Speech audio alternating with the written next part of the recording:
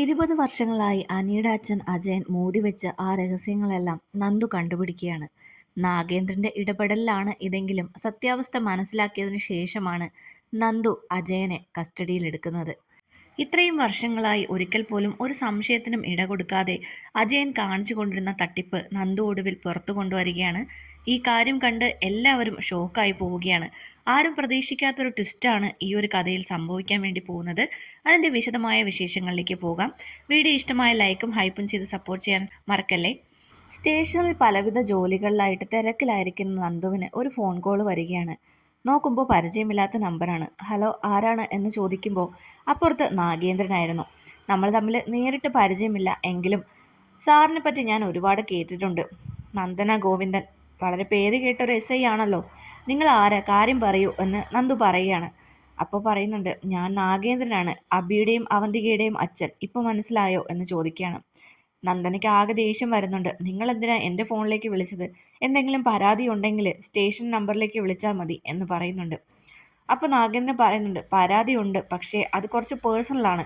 അതുകൊണ്ടാണ് ഞാൻ മാഡത്തിൻ്റെ നമ്പറിലേക്ക് തന്നെ നേരിട്ട് വിളിച്ചത് എന്ന് പറയുമ്പോൾ എന്താ പരാതി എന്ന് നന്ദന ചോദിക്കുന്നുണ്ട്. അതിന് നമുക്കൊന്ന് നേരിൽ കാണാൻ പറ്റുമോ എന്ന് ചോദിക്കുകയാണ്. അങ്ങനെയാണെങ്കിൽ ഓഫീസിലേക്ക് വന്നോളൂ എന്ന് നന്ദന പറയുന്നുണ്ട്. അങ്ങനെ നാഗേന്ദ്രൻ നന്ദുവിനെ കാണാൻ വേണ്ടിയിട്ട് ഓഫീസിലേക്ക് വരികയാണ്. എന്നിട്ട് പറയുന്നുണ്ട്, വളരെ പ്രധാനപ്പെട്ട ഒരു കാര്യമാണ്. ഈ കാര്യം കേൾക്കുമ്പോൾ ചിലപ്പോൾ ഞാൻ വല്ല തരികിട കാണിക്കാൻ വേണ്ടി വന്നതാണെന്ന് നന്ദുവിന് തോന്നാം, പക്ഷെ അങ്ങനെയല്ല കേട്ടോ എന്ന് പറയുകയാണ്. ഞാൻ അങ്ങനെ ഒരു മുൻവിധിയോടുകൂടി എൻ്റെ മുന്നിൽ വരുന്ന പരാതിക്കാരെ കാണാറില്ല. എന്തായാലും നിങ്ങൾ ആരാണെന്നും എന്താണെന്നോ ഒക്കെ എനിക്ക് അറിയാവുന്നതുകൊണ്ട് ഞാൻ കുറച്ച് സൂക്ഷിച്ച് കരുതലോടെ മാത്രമേ മുന്നോട്ട് പോവുകയുള്ളൂ. അത് ശരിയാണ് എന്ന് പറയണം. നാഗേന്ദ്രൻ പറയുന്നുണ്ട്, അങ്ങനെ തന്നെ വേണം, അതാണ് ഒരു നല്ല പോലീസുകാരിയുടെ ലക്ഷണം. എന്തായാലും ഞാൻ അധികം താമസിക്കാതെ വന്ന കാര്യം പറയാം. 20 വർഷങ്ങൾക്ക് മുമ്പ് നടന്ന ഒരു തട്ടിപ്പിൻ്റെ കഥയാണ് എനിക്ക് മാഡത്തോട് പറയാനുള്ളത്. അന്നത്തെ ആ കുറ്റവാളി ഇന്നും സമൂഹത്തിൽ മാന്യനായിട്ട് കുടുംബത്തിൽ നല്ല കുട്ടിയായിട്ട് ജീവിച്ചു വാഴുകയാണ് എന്ന് പറയുമ്പോൾ നിങ്ങൾ കാര്യങ്ങൾ തെളിച്ചു പറയുമോ? എനിക്കിങ്ങനെ കഥ കേൾക്കാനൊന്നും സമയമില്ലെന്ന് ഒരു അനിഷ്ടത്തോടു കൂടി നന്ദു പറയുന്നുണ്ട്. കുറച്ച് വിശദമായി പറഞ്ഞാൽ മാത്രമേ ഇതെല്ലാവർക്കും മനസ്സിലാവുകയുള്ളൂ. അതുകൊണ്ടാണ് ഞാനൊരു ആമുഖം പോലെ പറഞ്ഞു തുടങ്ങിയത്. എന്തായാലും ഞാൻ കാര്യത്തിലേക്ക് കടക്കാം.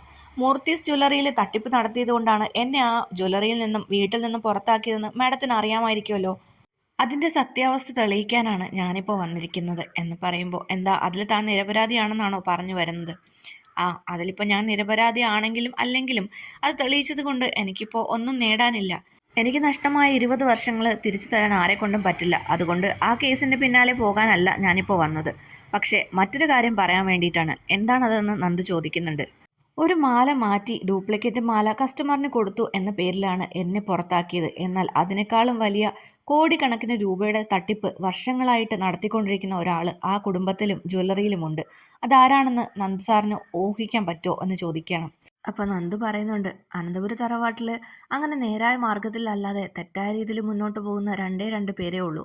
അത് നിങ്ങളുടെ ഭാര്യയും മകനുമാണ്. മറ്റാരും അങ്ങനെയുള്ള രീതിയിലൊന്നും മുന്നോട്ട് പോകുന്നവരല്ല എന്ന് പറയുമ്പോൾ അങ്ങനെ തന്നെയാണ് എല്ലാവരുടെയും വിശ്വാസം. പക്ഷേ അതിലൊരാളുണ്ട്, എന്നെക്കാളും വലിയ ചതി ആ ജ്വല്ലറിയോടും കുടുംബത്തോടും ചെയ്തുകൊണ്ടിരിക്കുന്ന ഒരാൾ എന്ന് പറയുമ്പോൾ നന്ദു പറയുന്നുണ്ട്, നിങ്ങൾ വളച്ചുകെട്ടില്ലാതെ കാര്യങ്ങൾ പറയൂ, തെളിവുണ്ടെങ്കിൽ ഞാൻ അന്വേഷണം നടത്താം എന്ന് പറയണം. നാഗേന്ദ്രൻ പറയുന്നുണ്ട്, കോടികളുടെ കള്ളക്കടത്ത് സ്വർണം ആ ജ്വല്ലറി വഴി വിറ്റഴിച്ച് ഒരുപാട് സമ്പാദിച്ചു കൂട്ടിയ ഒരാൾ ആ കുടുംബത്തിലുണ്ട്. ഒരുപാട് എസ്റ്റേറ്റും ബംഗ്ലാവും കാറുകളും തോട്ടങ്ങളും ഒക്കെ ആരും അറിയാതെ വാങ്ങിച്ചു കൂട്ടിയിരിക്കുകയാണ്. മിക്കതും ബിനാനി പേരിലാണെങ്കിലും അതെല്ലാത്തിൻ്റെയും ഉടമസ്ഥൻ അയാളാണ്. ഭാര്യയ്ക്ക് മാത്രം അറിയാവുന്ന ഈ രഹസ്യങ്ങൾ അയാൾ ഇത്രയും കാലം മൂടി വെച്ചത് ഒരു നിർഗുണനായിട്ടും മറ്റുള്ള പ്രശ്നങ്ങളിലൊന്നും ഇടപെടാതെ മാറി നിന്നും ഒക്കെയാണ്. അത് ആരാണെന്ന് അറിഞ്ഞാൽ ചിലപ്പോൾ മാഡം ഞെട്ടും. മാഡം സ്നേഹിക്കുന്ന പയ്യനുണ്ടല്ലോ അനിയുടെ അച്ഛൻ അജയനെ പറ്റിയാണ് ഞാൻ പറഞ്ഞുകൊണ്ടിരിക്കുന്നതെന്ന് പറയണം. ഇത് കേൾക്കുമ്പോൾ നന്ദു ആകെ ഞെട്ടിപ്പോവാണ്. എന്തൊക്കെയാണ് നിങ്ങൾ ഈ പറയുന്നത് എന്ന് ചോദിക്കുമ്പോൾ അതെ, അതിൻ്റെ എല്ലാം ഡോക്യുമെൻറ്റ്സ് കൊണ്ട് തന്നെയാണ് ഞാൻ വന്നിരിക്കുന്നത് മാഡം. അല്ലാതെ ഞാൻ പറഞ്ഞാൽ വിശ്വസിക്കില്ലെന്ന് എനിക്കറിയില്ലേ. അതുകൊണ്ട് തന്നെയാണ് എനിക്ക് ആ കുടുംബത്തിൽ നിന്ന് പുറത്താക്കേണ്ടി വന്നതും. കാരണം ഈ കാര്യങ്ങളെല്ലാം എനിക്കറിയാവുന്നത് അജയൻ അറിയാമായിരുന്നു. അതുകൊണ്ട് എന്നെ അവിടെ നിന്ന് പുറത്താക്കേണ്ടത് അവൻ്റെയും കൂടെ ആവശ്യമായിരുന്നു. അതുകൊണ്ടാണ് എല്ലാ തെളിവുകളും എനിക്ക് എതിരാക്കിയപ്പോൾ അവൻ ആ അവസരം പൂർണ്ണമായിട്ടും ഉപയോഗിച്ചത്. എന്നിട്ടും ഞാൻ കുറച്ച് നാളുകൾ കൂടി ആ നാട്ടിൽ തന്നെ ചുറ്റിപ്പറ്റി നിന്നു. അജയൻ എന്നെ സഹായിക്കുമെന്നാണ് ഞാൻ വിചാരിച്ചത്. പക്ഷെ അവൻ അത് ചെയ്തില്ല. മാത്രമല്ല ഞാൻ ഈ നാട് വിട്ട് പോയി എന്ന് തന്നെ അവൻ ഉറപ്പിക്കുന്നവരെ അവനൊരു സമാധാനവുമില്ലാതെ പാഞ്ഞു നടക്കുകയായിരുന്നു. ഒടുവിൽ എന്നെ ഈ നാട് കടത്തിയതിനു ശേഷമാണ് അവൻ സമാധാനമായി ഉറങ്ങിയത്. ഈ കാര്യങ്ങളൊക്കെ നിങ്ങളുടെ മുത്തശ്ശൻ അറിയുകയാണെങ്കിൽ എന്താണ് സംഭവിക്കുക എന്ന് ഞാൻ പ്രത്യേകം പറയേണ്ടതില്ലല്ലോ എന്ന് ചോദിക്കുകയാണ്. നന്ദു പറയുന്നുണ്ട്, എനിക്കിതൊന്നും വിശ്വസിക്കാൻ പറ്റുന്നില്ല. അനിയുടെ അച്ഛൻ അങ്ങനെ ഒരു കാര്യം ചെയ്യുമെന്ന് വർഷങ്ങളായിട്ട് കുടുംബത്തെയും ജ്വല്ലറിയും ഒക്കെ ചതിച്ചുകൊണ്ടിരിക്കുകയാണെന്ന് എനിക്ക് വിശ്വസിക്കാൻ പറ്റുന്നില്ല. നാഗേന്ദ്രൻ പറയുന്നുണ്ട്, മൂന്നാറിലും ഊട്ടിയിലും ഒക്കെ ആയിട്ട് ഒരുപാട് ഏക്കർ കണക്കിന് തേയിലത്തോട്ടവും മുന്തിരിത്തോട്ടങ്ങളും ഒക്കെയാണ് അയാൾ വാങ്ങിക്കൂട്ടിയിരിക്കുന്നത്. മാത്രമല്ല ഒരുപാട് ബംഗ്ലാവുകളും വില്ലകളും ഫ്ലാറ്റുകളും ഒക്കെ വാങ്ങിയിട്ടുണ്ട്. ദുബായിൽ ഈ ഇടയായിട്ടാണ് പുതിയൊരു ഫ്ലാറ്റ് വാങ്ങിയത്. മാത്രമല്ല കോടിക്കണക്കിന് വജ്രാഭരണങ്ങളാണ് അയാളുടെ ലോക്കറുകളിൽ ഇരിക്കുന്നത്.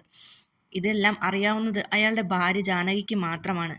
ഇതൊക്കെ കൊണ്ട് തന്നെയാണ് ഒരു പോലീസ് ഓഫീസറായിട്ടുള്ള നന്ദന ആ കുടുംബത്തിലേക്ക് വന്ന് കയറണ്ട എന്ന് ജാനകിയും അജയനും തറപ്പിച്ച് പറഞ്ഞുകൊണ്ടിരിക്കുന്നത്. ഇത് ഇന്നലെയും തുടങ്ങിയ കള്ളക്കടത്തല്ല. ഈ മൂർത്തീസ് ജ്വല്ലറിയുടെ പേരും പെരുമയും ഉപയോഗിച്ചുകൊണ്ട് അയാൾ സ്വന്തമായിട്ട് സ്വാർത്ഥ ലാഭത്തിന് വേണ്ടിയിട്ട് പണം കുമിച്ച് കൂട്ടുകയായിരുന്നു. കസ്റ്റമേഴ്സിന് കൊടുക്കുന്ന സ്വർണത്തിൽ കള്ളത്തരം നടത്തിയിട്ട് തന്നെയാണ് ഇതെല്ലാം അവൻ ചെയ്തിട്ടുള്ളത്. മാത്രമല്ല ടാക്സ് വാങ്ങിച്ച് ടാക്സ് അടയ്ക്കാത്ത കള്ളസ്വർണ്ണമാണ് കൊടുത്തുകൊണ്ടിരിക്കുന്നത് എന്നൊക്കെ പറയുകയാണ്. അല്ല, ഇതൊക്കെ ചെയ്യണമെങ്കിൽ മറ്റുള്ളവരുടെയും കൂടെ അറിവുണ്ടെങ്കിലല്ലേ പറ്റുള്ളൂ. ആദർശേട്ടൻ്റെ അച്ഛനും ഇത് അറിയാമായിരിക്കുമല്ലോ എന്ന് ചോദിക്കുകയാണ്. അവർക്കാർക്കും ഈ കാര്യത്തിൽ ഒരറിവുമില്ല. ഇതെല്ലാം അജയൻ സ്വന്തമായി ചെയ്യുന്നതാണ്.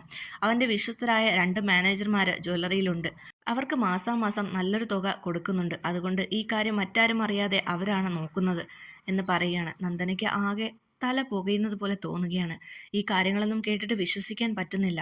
ആ സമയത്ത് നാഗേന്ദ്രൻ ഡോക്യുമെന്റ്സ് എല്ലാം നന്ദനയുടെ നേരെ നീട്ടുകയാണ്.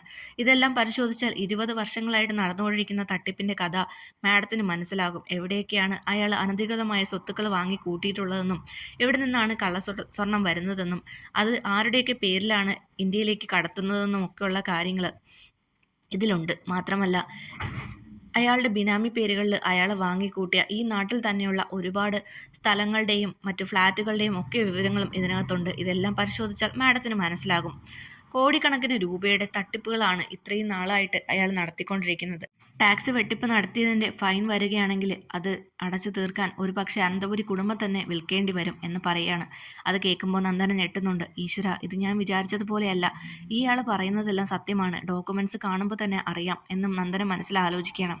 എന്നിട്ട് പറയുന്നുണ്ട്, എന്തായാലും ഇതെല്ലാം എൻ്റെ കയ്യിൽ ഭദ്രമായിട്ട് ഇരുന്നോട്ടെ. ഞാനിതെല്ലാം ഒന്ന് പഠിച്ചതിന് ശേഷം വേണ്ട ആക്ഷൻ എടുത്തോളാം എന്ന് പറയുകയാണ്. നാഗേന്ദ്ര പറയുന്നുണ്ട്, ഈ ഡോക്യുമെന്റ്സ് എല്ലാം വെറും കോപ്പിയാണ്. ഇതിൻ്റെ എല്ലാം ഒറിജിനൽ എൻ്റെ കയ്യിൽ സുരക്ഷിതമായിട്ടുണ്ട്. അത് മാഡം ഓർത്താൽ നന്ന്. അല്ല, അനിയുടെ അച്ഛനായതുകൊണ്ട് ഒരു ഫേവറിസം കാണുമല്ലോ, അതുകൊണ്ട് പറഞ്ഞതാണ് എന്ന് പറഞ്ഞിട്ട് നാഗേന്ദ്രൻ അവിടെ നിന്നും എണീറ്റ് പോവുകയാണ്. നന്ദുവിനാകെ തല പോകുന്ന പോലെ തോന്നുകയാണ്. എന്ത് ചെയ്യണമെന്നറിയില്ല. ഈ വിവരങ്ങളെല്ലാം അനിയെ വിളിച്ച് പറഞ്ഞാലോ? പക്ഷേ അനി ഒരിക്കലും സ്വന്തം അച്ഛനെ അങ്ങനെ വിശ്വസിക്കാൻ വഴിയില്ല. അപ്പോൾ പിന്നെ എന്താ ചെയ്യുക എന്നൊക്കെ ആലോചിക്കുകയാണ്. എന്തായാലും ഈ വിവരം അനിയെ അറിയിച്ചിട്ട് തന്നെ കാര്യമെന്ന് നന്ദന തീരുമാനിക്കുന്നു. ശേഷം അനിയെ വിളിച്ച് ഈ കാര്യങ്ങളെല്ലാം നന്ദു പറയുന്നുണ്ട്. അപ്പോൾ അനിക്ക് വിശ്വസിക്കാൻ സാധിക്കുന്നില്ല. നീ എന്തൊക്കെ ഈ പറയുന്നത്? ആ നാഗേന്ദ്രൻ കുടുംബത്തിനെ എങ്ങനെയെങ്കിലും തകർക്കാൻ വേണ്ടിയിട്ടുള്ള വഴികൾ ആലോചിച്ചു കൊണ്ട് നടക്കുകയാണ്. ഇപ്പോൾ എൻ്റെ അച്ഛനെ ആയിരിക്കും അയാൾക്ക് ഇരയായിട്ട് കിട്ടിയിരിക്കുന്നത്, അത്രേ ഉള്ളൂ. ആ ഡോക്യുമെന്റ്സ് ഒക്കെ വ്യാജമായിരിക്കും എന്ന് പറയുകയാണ്. അപ്പം നന്ദു പറയുന്നുണ്ട്, ഞാനും അങ്ങനെ തന്നെയാണ് പ്രതീക്ഷിച്ചത്. പക്ഷേ ചെറിയ രീതിയിൽ ഞാനൊരു അന്വേഷണം നടത്തി നോക്കി. പല ഇടങ്ങളിലും സ്ഥലങ്ങളും മറ്റും വാങ്ങിച്ചിട്ടുള്ളത് നിൻ്റെ അച്ഛൻ തന്നെയാണ്. മാത്രമല്ല കള്ളക്കടത്ത് സ്വർണത്തിൻ്റെ സോഴ്സും ഇതിൽ കൃത്യമായിട്ട് പറയുന്നുണ്ട്. അതെല്ലാം ജെനുവിൻ തന്നെയാണ്. അത് അന്വേഷിച്ച് അറിഞ്ഞതിന് ശേഷമാണ് ഞാനിപ്പോൾ നിന്നെ വിളിക്കുന്നതെന്ന് പറയണം. ഇതൊക്കെ കേട്ട് പകച്ചു നിൽക്കുകയാണ് അനി.